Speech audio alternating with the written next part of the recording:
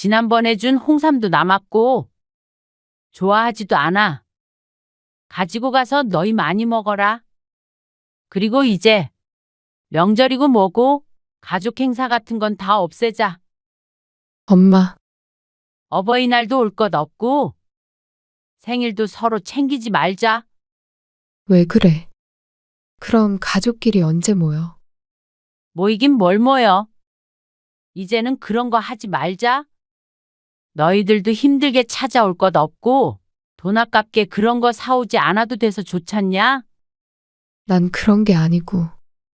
이제는 너희 찾아와도 반갑지 않을 것 같으니까 괜히 오지 마. 오늘 이야기 속 주인공은 65세 성명희 씨입니다. 그리고 그녀의 아들, 딸에 관한 이야기입니다. 성 씨와 남편은 자식에겐 무엇을 주어도 아깝지 않았습니다. 경제적인 지원을 해주든 손주들을 봐주든 어떤 형태로든 자식들을 돕는 건 당연하다고 생각했습니다. 그런데 자식들은 부모에게 쓰는 단돈 몇만 원도 아까워서 발을 동동 굴렀습니다. 명절에 와서 손 하나 까딱 안 하고 푸짐한 밥만 얻어먹고 가면서 인사치레로 주는 명절 선물조차 아까워했습니다. 용돈까진 바라지도 않았습니다. 그리고 받은 것보다도 더 돌려주는 성씨 부부였지만 자식들은 그런 생각까지는 하지도 않는 듯 했습니다. 명절 음식 준비하느라 성씨가 얼마나 썼는지는 전혀 관심도 없는 아들딸이 매년 똑같은 것으로 준비하는 명절 선물이 비싸다고 투덜대는 것을 보니 성씨도 정이 뚝 떨어지는 기분이었습니다. 명절은 부모에게도 쉽지 않았습니다. 자식들이 왔다 가면 연례 행사처럼 앓곤 하는데 자식들한테 불평을 들어가며 이렇게 모여야 하는지도 이제는 의문이었습니다. 성 씨는 자식이 둘이었습니다. 아들 하나, 딸 하나. 둘 모두 결혼했고 손주도 셋이나 생겼습니다. 아들과 딸이 결혼할 때 성 씨 부부는 모아뒀던 자금을 털어 전셋집을 구하는데 보태주었습니다. 성 씨의 남편이 은퇴할 쯤이라 노후 자금은 남겼지만 평생 번 돈을 자식들에게 쏟아부었다고 해도 과언이 아니었습니다. 성훈이가 전화를 안 받네. 지금 학원에 있죠. 아직도 학원에 있어? 1학년이 무슨 학원을 이 시간까지 다녀? 요즘엔 다 그래요. 성민이는 집에 있고? 애엄마한테 전화해 보세요. 성 씨가 저녁 7시에 초등학교에 다니는 첫째 손주에게 전화를 걸었지만 받지 않았습니다. 그래서 아들에게 전화를 했더니 학원에 있다는 대답을 들었죠. 공부 쉬엄쉬엄 시켜? 아직 어린데. 저도 그러고 싶죠. 돈도 많이 드는데. 애들도 학원비가 그렇게 비싸? 말도 마세요. 영어 학원 하나 보내려고 해도 30만 원이에요. 내년에 성민이까지 보내려면 가랑이 찢어져요. 아들의 푸념에 성 씨가 혀를 찼습니다. 요즘은 아이들을 그렇게 키워야 하는 모양이었습니다. 맞벌이하는 아들 부부를 위해 재작년까지만 하더라도 자주 아이들을 봐주러 왔다 갔다 했던 성 씨였습니다. 이제는 아이들도 어느 정도 커서 그러지는 않았지만 또 다른 문제가 있는 듯 했습니다. 이제부터는 돈이 많이 드는 모양이었죠. 성 씨가 아들과 전화를 끊고 둘째 손주와도 통화를 한 뒤에 심란해서 앉아있으니 남편이 이유를 물었습니다. 그러면 학원비 보태라고 좀 보내줘. 성 씨가 아들과의 통화에 대해서 이야기하자 남편이 단번에 도와주라고 했습니다. 우리가 그렇게라도 도와줘야지. 성 씨도 마음 같아서는 매달 보내주고 싶었습니다. 하지만 성 씨 부부도 돈이 넘쳐나는 것이 아니기에 그럴 수는 없었죠. 무진아, 통장으로 100만 원 붙였다. 애들 학원비에도 보태고. 너희도 맛있는 거 사 먹고 그래. 아, 정말요? 안 그러셔도 되는데. 받아도. 앞으로 돈 들어갈 일도 많을 텐데. 그리고 조금 있으면 성민이 생일이잖냐? 그거 미리 줬다고 생각해. 아들은 크게 기뻐했습니다. 그리고 그렇게 기뻐하는 모습을 보니 송 씨도 마음이 좋았죠. 송 씨 부부는 아들, 딸 모두 결혼했지만 이렇게 도와주는 것에 인색하지 않았습니다. 아들, 딸의 결혼 기념일이나 생일 등도 잘 챙기는 편이었고 용돈은 잊지 않았습니다. 그리고 이렇게 특별한 날이 아니더라도 종종 도움을 주곤 했죠. 한창 일할 때처럼 돈이 매달 많이 들어오는 것이 아니기 때문에 이제 나가는 돈들은 송 씨 부부의 노후 자금이라고 봐도 무관했습니다. 하지만 자식들이 덜 힘들다면 송 씨 부부도 기뻤습니다. 어머님, 이번 설에 어머님 댁에 이틀 더 있다가 오려고요. 3일이나 있다가 간다고? 네. 이번 명절이 길잖아요. 너도 친정에 가봐야지. 이번에 동생네 식구들이랑 여행 가신대요. 같이 안 가봐도 돼? 아니요. 힘들어서 그냥 쉬고 싶어요. 남들이 들으면 이상한 며느리가 다 있다고 생각할 듯 했습니다. 다들 자기 부모님과 여행 가기를 원하지 시집에 와서 쉬겠다는 생각은 안 할 테니 말이죠. 하지만 이렇게 며느리가 명절에 편하게 찾아오는데도 이유가 있었습니다. 차례를 지내기는 해도 자식들 고생을 안 시키니 그랬죠. 그래. 그렇게 해. 송 씨는 흔쾌히 그러라고 고개를 끄덕였습니다. 그러고 나서 전화를 끊었는데 며느리에게는 환영하며 말했지만 송 씨도 부담이 되지 않는 것은 아니었습니다. 자식들이 하루 왔다 가는 것도 이제는 힘에 부쳤기 때문이었죠. 아들네 하루, 딸네 하루. 이렇게 이틀 동안도 힘든데 여기에 아들 내외가 더 머물다 가면 차려야 하는 밥도 몇 끼인지 몰랐습니다. 손주들까지 있어서 북적북적한 것은 좋지만 누군가는 뒤치다꺼리를 해야 했습니다. 나이 들수록 집에서 누군가 대접을 해야 한다는 건 힘든 일이었습니다. 밥 하는 게 힘들면 몇 끼는 나가서 사 먹으면 되지. 그래도 3일 동안 계속 사 먹을 순 없잖아. 어쩌겠어. 그래도 복 받은 줄 알자. 남들은 자식들이 오기 싫어서 난리라잖아. 남편의 말엔 어느 정도 공감을 했습니다. 자식들도 집이 불편하지 않으니 찾아오는 것이겠지 생각하면 뿌듯함도 있었습니다. 송 씨가 젊었을 적의 명절을 떠올리면 지금도 고개가 절레절레 흔들렸습니다. 송 씨의 시어머니는 진작 돌아가셨지만 아주 전형적인 옛날 시어머니였고 그 덕에 송 씨는 명절만 되면 공포스러울 정도였습니다. 그래서 나중에 내가 시어머니가 되면 그러지 말아야겠다고 수십 년간 다짐했죠. 며느리가 3일간 송 씨의 집에서 머물겠다는 것으로 봤을 땐 그 다짐이 지켜진 듯 했습니다. 장 더 볼 것 없어? 나 지금 시장에 왔는데. 소고기만 사오면 돼. 명절 이틀 전, 송 씨는 자식들 맞을 준비를 했습니다. 보통 전날 아침부터 준비를 하는데 이번에는 자식들이 오래 있기 때문에 장도 좀 더 봐야 했습니다. 차례상은 점점 간소화돼서 지금은 전도 붙이지 않고 차릴 것이 많이 없었지만 오히려 자식들 밥 차릴 것이 더 걱정이었죠. 기본적인 반찬들도 새로 하고 3일 동안 먹일 음식들도 미리 조금씩 만들어 놨습니다. 부엌에서 나온 송 씨가 이번에는 널어놨던 이불들을 걷었습니다. 몇 날 며칠을 빨고 널고 했는지 몰랐습니다.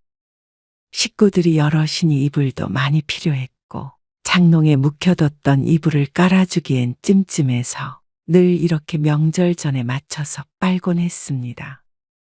작은 방 2개를 깨끗하게 청소하고 다음날 올 아들네 방에 미리 이불을 깔아두었습니다.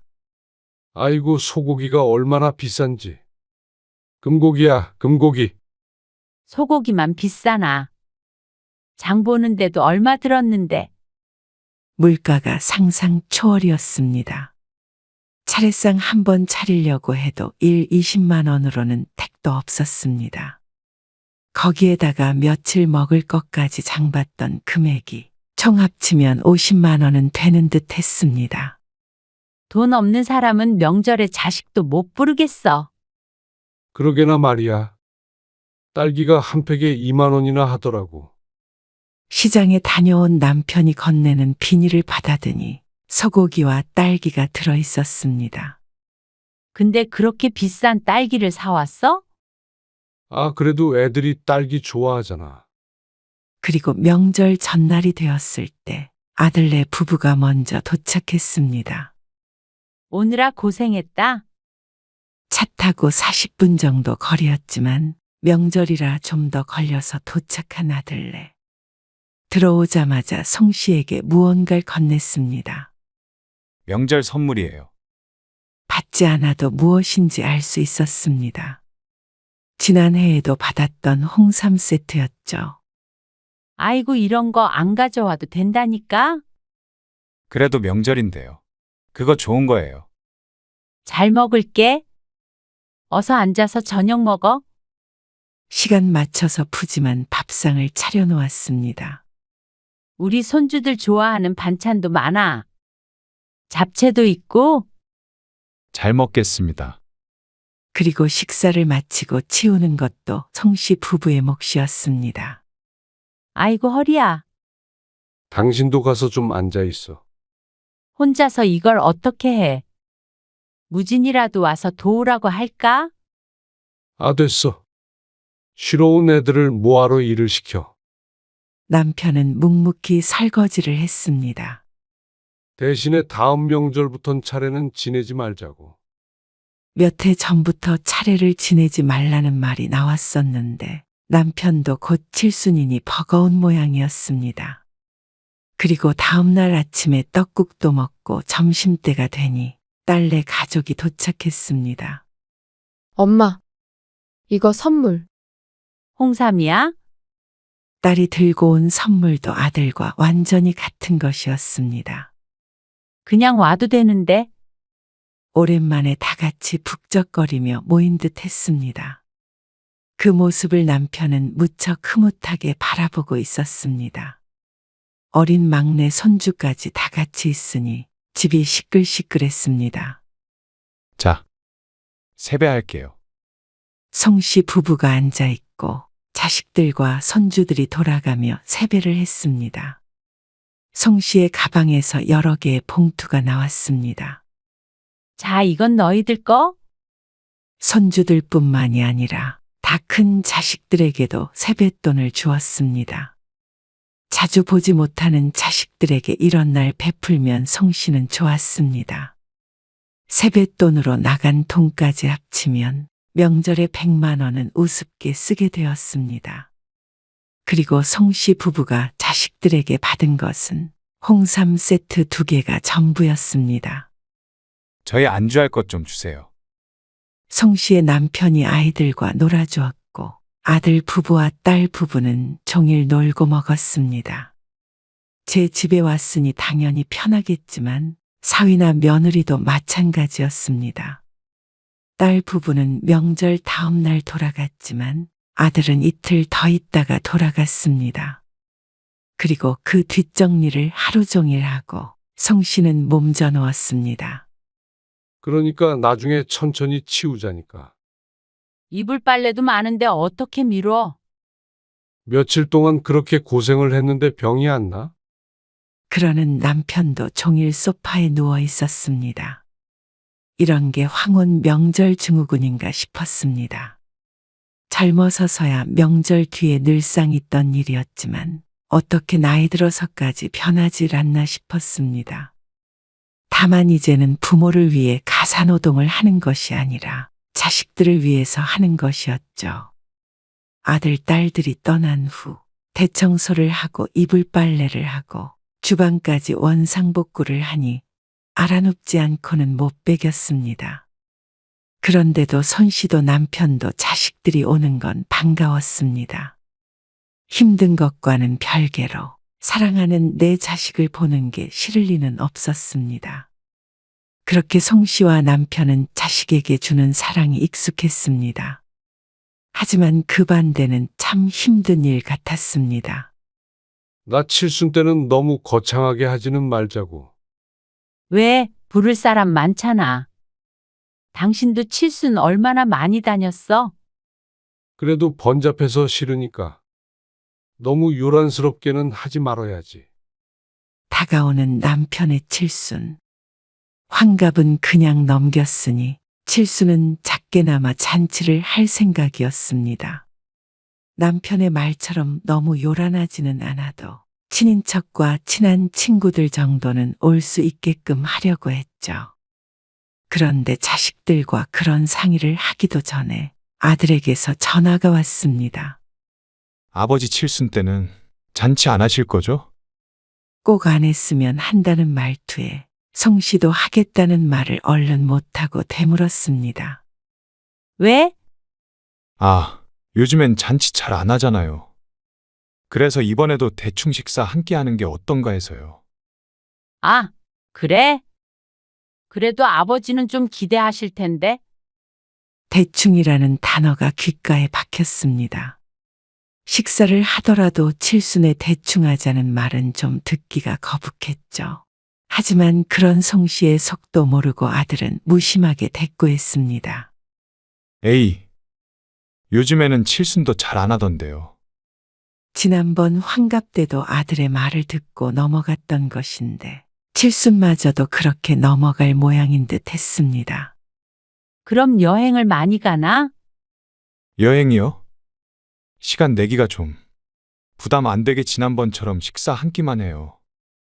경기도 어려운데 아버지한테는 제가 말씀드릴게요. 송 씨의 칠순은 아니지만 아들의 말에 무척 서운했습니다. 환갑은 그렇다 치더라도 칠순은 좀 더 의미가 있다고 생각했습니다.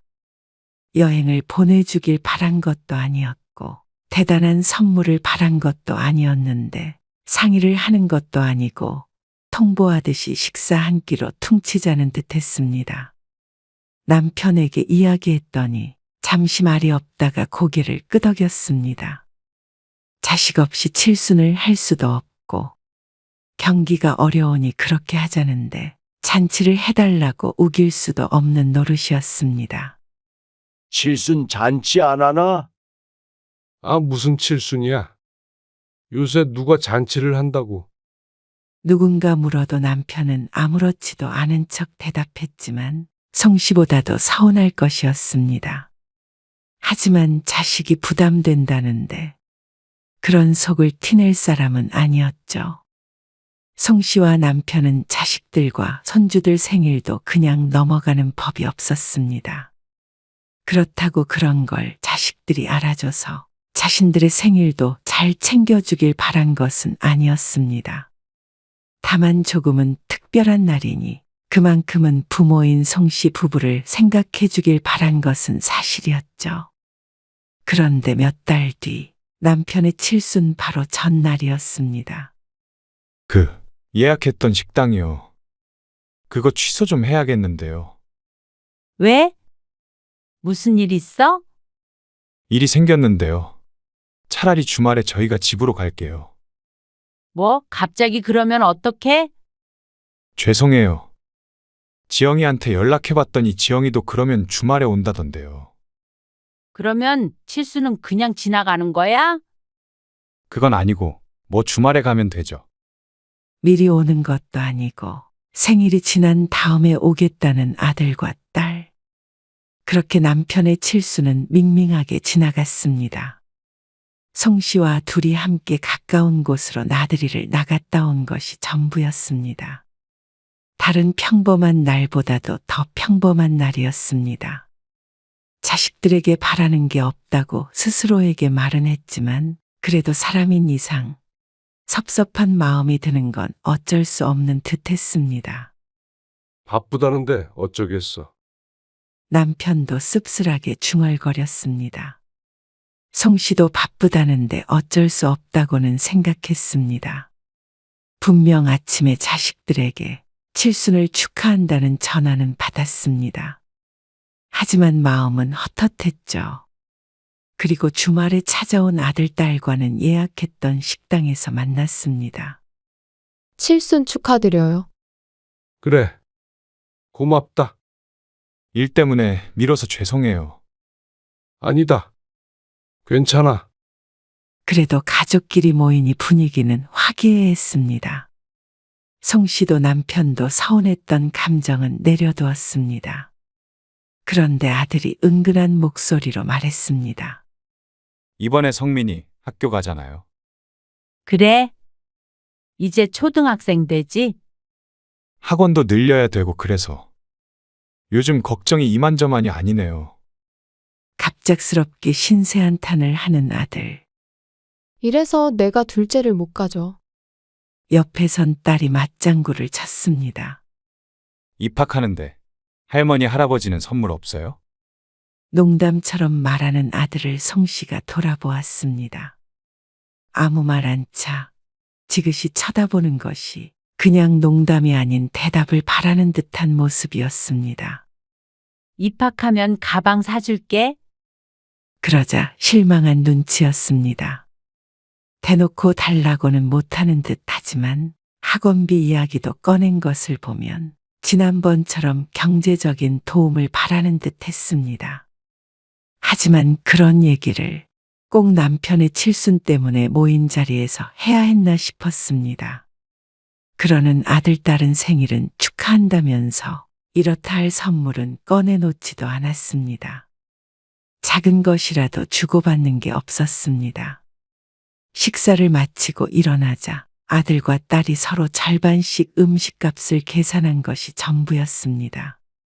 아마도 그게 끝인 것 같았죠.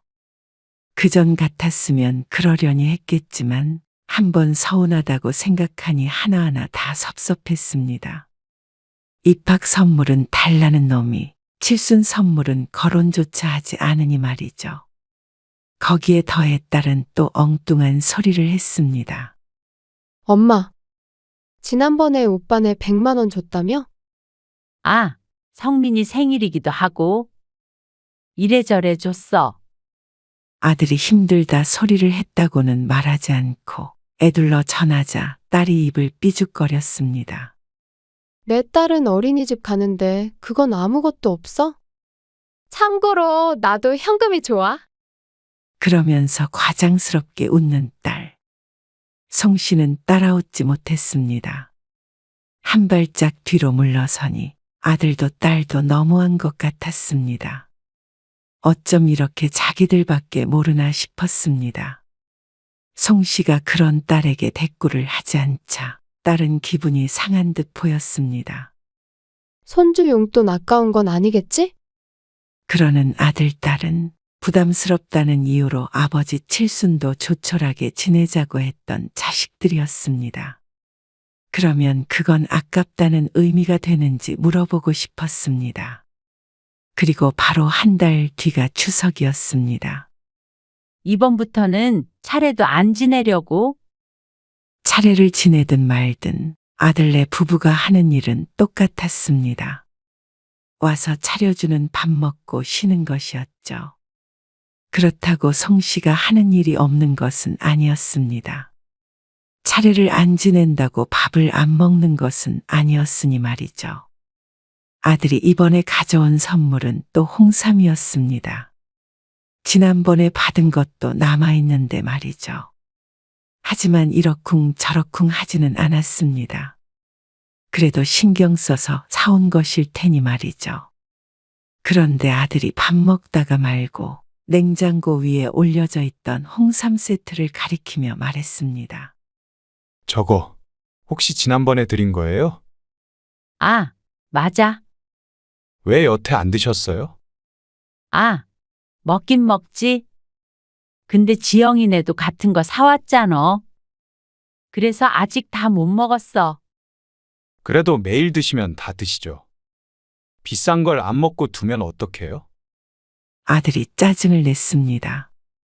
물론 매일 챙겨 먹지는 못했습니다. 그러니 몇 달이 지난 지금까지도 남아 있었습니다. 부지런히 먹을게. 송 씨가 민망한 투로 대답했습니다. 그런데 아들은 송 씨가 차려주는 밥을 먹으면서 투덜댔습니다. 요즘 명절 선물 진짜 비싸요. 그래? 마트에서 보니까 비싸긴 하더라. 송 씨가 맞장구 쳤습니다. 요즘 그런 것들이 비싼 걸 모르는 건 아니었으니 말이죠. 근데 괜히 비싼 거 사왔네요. 드시지도 않는 거를. 그 말에 송 씨는 표정 관리가 힘들었습니다. 몸에 좋은 걸 잘 챙겨 먹지 않는 송 씨 부부의 건강을 걱정하는 게 아닌 괜히 비싼 것을 사다 줬다며 후회하는 표정이었습니다. 그런데 그 불평이 다음날 아침까지 이어지자 송 씨도 화를 참지 못했습니다. 다음엔 그냥 김 세트 같은 거 사올게요. 뭐? 비싼 거를 뭐하러 쟁여놔요. 아니, 너희가 똑같은 걸 사와서 남은 거라니까? 송 씨도 언성이 높아졌습니다. 자꾸 돈돈거리고 비싼 게 어쩌고 저쩌고 하는데 아들네 가족이 어제 저녁부터 아침까지 먹은 것을 차리느라 든 돈이 아마 홍삼값보다 훨씬 많을 것 같았습니다. 그 홍삼이 10만 원이 넘는다고 쳐도 말이죠. 소갈비찜에 잡채에 불고기에 10만 원 가지고는 택도 없었습니다. 그런 건 공짜라고 생각하면서 홍삼 선물 하나에 이렇게까지 생색을 내는 건가 싶었습니다. 그래. 사오지 말아라. 그 좋은 거 사서 너희 부지런히 먹어. 그럼 됐냐? 아니, 무슨 말을 그렇게 하세요. 우리한테 주는 홍삼이 너무 아까운 것 같으니까 하는 소리야. 비싼 돈 들여서 사온 거니까 그렇죠. 그러면 너도 이제 밥 안 차려주면 되는 거지? 돈 들여서 장 봐와서 애써 차려줬더니 남겼잖냐? 그러자 아들이 황당해했습니다. 그거랑 같아요. 돈도 아까운데 명절이라고 이제 올 것도 없겠다. 나도 돈 들고 너도 돈 드는데 뭐하러 와? 이제 차례도 안 지내고 이제 너희들 밥 해주고 청소해주는 것도 안 할래. 그러자 아들이 입을 다물었습니다. 자기도 기분이 상했는지 일어나서 가족들을 챙겨나갔죠. 자신이 너무 감정적으로 했나 싶었습니다. 그런데 남편은 오히려 잘했다고 말했습니다. 명절마다 엄마 고생하는 것도 모르는 놈이야. 지 호주머니에서 나가는 돈만 아까운 놈. 다음부터 오지 말라 그래. 송 씨와 남편은 아들이 있다간 흔적들을 치웠습니다. 그런데 곧 딸내 가족도 도착할 텐데 도저히 기쁘게 맞을 기분이 아니었습니다. 나가서 바람이라도 좀 쐬고 올까? 그러자 송 씨와 남편이 집 밖으로 나가 두런두런 이야기를 나눴습니다. 주로 자식들에 관한 내용이었습니다. 어쩌면 자신들이 자식을 잘못 키운 것 같다며 자책했습니다.